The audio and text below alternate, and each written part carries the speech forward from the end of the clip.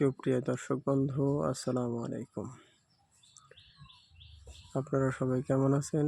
আশা করি সবাই ভালো আছেন। আপনাদের দোয়ায় আমিও ভালো আছি। আপনারা স্ক্রিনে একটা গরু দেখতে পাচ্ছেন, লাল শাহিওয়াল। গরুটি একটা বকনা, নিউ অ্যাডাল, নিউ প্রেগন্যান্ট, 3 মাস চলছে। গরুটির স্ট্রাকচার অত্যন্ত সুদর্শন।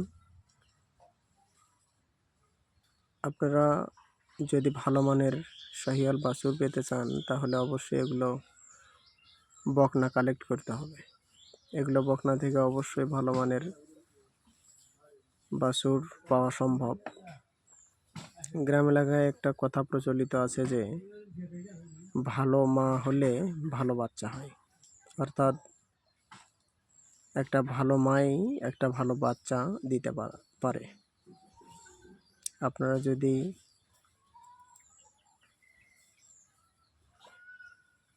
পিওর শাহিওয়াল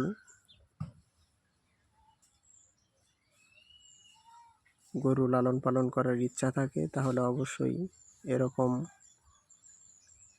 বকনা কালেকশন করে পালবেন, তাহলেই ভালো মানের শাহিওয়াল ষাঁড় বাছুর বা বকনা বাছুর পাবেন।